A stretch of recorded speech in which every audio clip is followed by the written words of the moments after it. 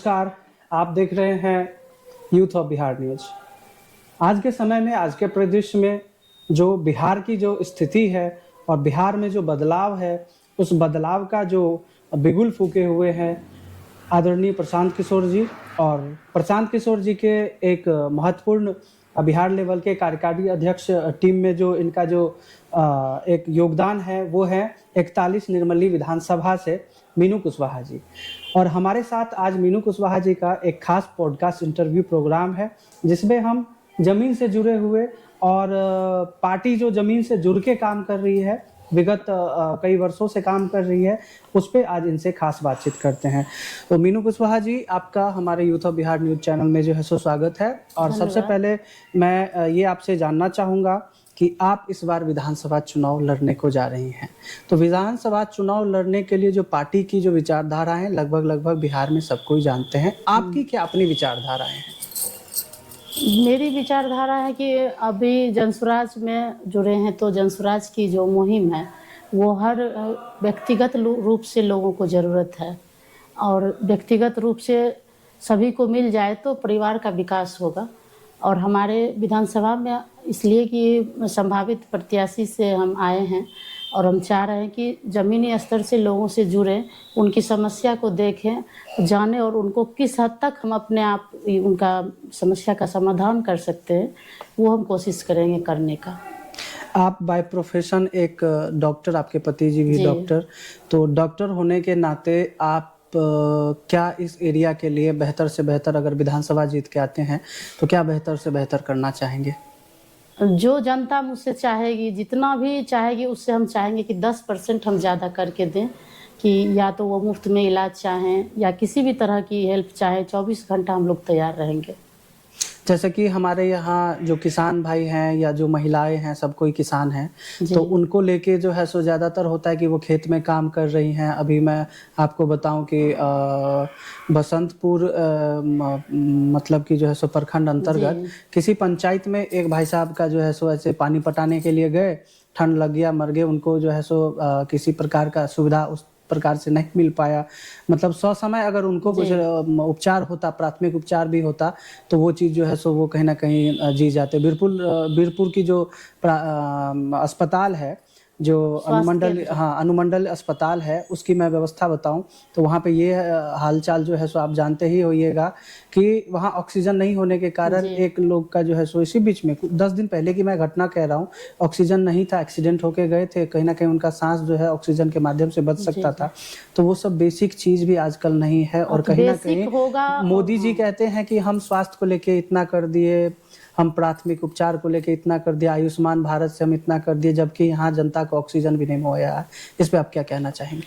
तो ये अभी क्या जो शासन चल रहा है, मोदी जी बहुत कुछ किए हैं, लेकिन उसका सिस्टम सही नहीं है। व्यवस्था अगर सही ढंग से हो, सुचारू तरीके से, तो हर लोग आयुष्मान कार्ड का फ़ायदा उठा सकते हैं।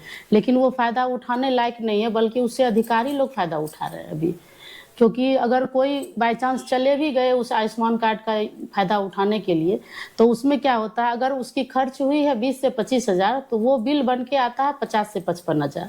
तो ये सब कहीं ना कहीं उस आयुष्मान कार्ड का हमारे जो बिहार में गलत यूज हो रहा है, और उस पर हमारी सरकार की नज़र होनी चाहिए कि जो नहीं है, जो कि हम लोग सरकार दी है गरीब के मदद के लिए, और उसका गरीब मदद नहीं उठा पा रहे हैं, और उसका जो अधिकारी है या फिर जो नेता हैं या फिर जो भी यहाँ के प्रशासन है, उस तरह से वो लोग फ़ायदा उठा रहे हैं। तो हमारी सरकार जब आएगी तो हम लोग की सरकार में एक जो मुहिम है, उस अनुसार से भी कि प्राथमिक केंद्र में ही अधिक से ज़्यादा इलाज होगा, और हर ऑक्सीजन से लेके दवाई और सही डॉक्टर का भी अवेलेबल होगा, और एक भी कहीं घूस की बात नहीं होगी, कोई भी पैसा लेके इलाज नहीं होगा, ना कहीं कोई भी सरकारी संस्था में पैसा दे करके कोई काम होगा। जिस तरह से अभी सर्वे हो रहा है, इस सब में हर चीज़ में पैसा लग रहा है। मीनू जी, आपकी जो बातचीत है, और मैं आपको बताऊं कि यहाँ पे जो प्राथमिक स्वास्थ्य केंद्र कहें आप, या अनुमंडलीय अस्पताल कहें, या आप चले जाइए DMCH तक, ठीक ढंग से साफ सफाई भी नहीं होती है।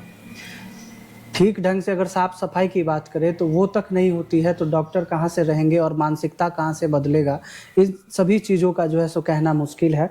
और मैं आगे आपसे जो है सो बातचीत करना चाहूँगा कि अगर आप विधानसभा जीतते हैं तो टोटल 37 आपके अंदर में 35 पंचायत और 2 नगर पंचायत, सिमराही नगर पंचायत और नगर पंचायत निर्मली, ये भी आएगा। जी। तो क्या आप इन सभी पंचायत के लिए कुछ रोजगार के दृष्टिकोण से देख रही हैं, या रोजगार के दृष्टिकोण से कुछ हो पाएगा?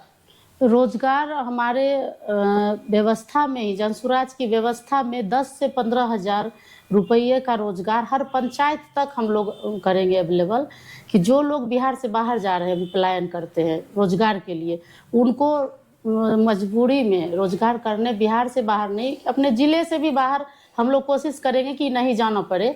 जो जिस तरह का रोजगार करते हैं, जैसे जो खेती करते हैं, रोपनी करने जाते हैं, कोई कटनी करने जाते हैं, कोई मिस्त्री का काम करने जाते हैं, कोई पेंट करने जाते हैं, इस तरह से हर तरह का काम करके वो बहुत कोशिश करते हैं। फिर 15,000 से ज़्यादा घर नहीं भेज पाते, तो 15,000 का हम लोगों का रोजगार की व्यवस्था हर पंचायत तक, बहुत ज़्यादा से ज़्यादा होगा तो जिला तक करना पड़ेगा। और 15,000 नहीं बल्कि जो उससे ऊपर जो पढ़े लिखे लोग भी जो रोजगार करने के लिए बाहर जाते हैं, उसके लिए पहले तो शुरू में छोटा छोटा ये उद्योग खोला जाएगा, जैसे कि महिलाओं तक को रोजगार मिलेगा। महिला को, जैसे अभी निर्मली में आप लोग जानते होंगे कि निर्मली ब्लॉक में एक ऐसा कार्यकर्ता हम लोग के जनसुराज में जुड़ा हुआ है, जो कि एक छोटा सा एक बिंदी और लिपस्टिक होता है, उसका वहाँ पे उद्योग खोला है। वो 8 साल पहले शायद वो बाहर कहीं काम करता था, दिल्ली पंजाब में किसी उद्योग में, इसी के फैक्ट्री में, और वहाँ से वो पढ़ा लिखा था और वो वहाँ से सीख करके आया, और अभी 3,000 महिलाओं को वो काम दिया है। जी बिल्कुल। हाँ, सिर्फ एक ब्लॉक में। तो उस तरह का छोटा छोटा, जैसे कि बॉल बनता है, बिंदी बनेगी, अगरबत्ती बनेगी, इस तरह से छोटा छोटा उद्योग कम से कम लागत में चलेगा। और वो हम लोग अपने सरकार की तरफ से नहीं, वो हम लोग जो है वहाँ की जनता को ही उस तरह का लोन देंगे छोटा छोटा, जो आप अपना उद्योग खोलिए और आप अपने आपस के लोगों को उसमें रोजगार दीजिए। तो इस तरह से भी हम लोग में जमीनी स्तर से हम लोगों का सरकार में आएगी, अगर सरकार वो यहाँ की जनता तय करेगी कि हमें ये चाहिए कि नहीं रोजगार। मैंने सुना है कि जब जनसुराज की जो सरकार आएगी, जनसुराज की जब बात होगी, तो वृद्धा पेंशन जो अभी 400 रुपए है उसे शायद बढ़ाया जाएगा। 2,000, कम से कम 2,000 रुपये होगा। अगर 2,000 हर महिला और पुरुष 60 साल से ऊपर बुजुर्गों को मिले तो उनका जीवन जो है थोड़ा सा आसान हो जाएगा, कि बहुत हद तक कि वो अगर 1,000 रुपये का इलाज कराए हर मंथ और 1,000 रुपये दूध दही या फल फूल में वो खा सकते, तो उससे सिर्फ उन बुजुर्ग को ही नहीं फायदा होगा, उनके जो घर के मालिक है, जो उन बुजुर्ग के लिए कमाना पड़ता है 4,000, वो भी उनको लाभ मिलेगा, कि उनको थोड़ा सा सहूलियत होगा उस घर के मालिक को, जो कि उन बूढ़े बूढ़ी का इलाज के लिए, खाने पीने के लिए वो कमाते हैं, उनके लिए भी। तो ये इस तरह का हमारा सरकार में ये आएगी व्यवस्था। और सबसे बड़ी प्रश्न, चूंकि आपका जो 41 निर्मली विधानसभा है, इसमें सबसे बड़ी मैं प्रश्न आप सभी को जो है सो सबके तरफ से मैं बता दूं कि ये सिर्फ और सिर्फ खेती पे निर्भर एक विधानसभा है। हाँ, इंफ्रास्ट्रक्चर कुछ बदल रहा है। इंफ्रास्ट्रक्चर की बात अगर करें, अगर जो है सो कोल्ड स्टोरेज की बात करें, तो ये सब भी कहीं ना कहीं जो है सो इसमें लग रहा है। लेकिन जहाँ तक बात करें कि किसान की जो लागत है, किसान की जो आय है और किसान की जो व्यय है, इन सभी चीज़ों पे अगर आप देखें तो यूरिया डीएपी पे 300-400 रुपये प्रति बोरा ज़्यादा वसूली किया जाता है।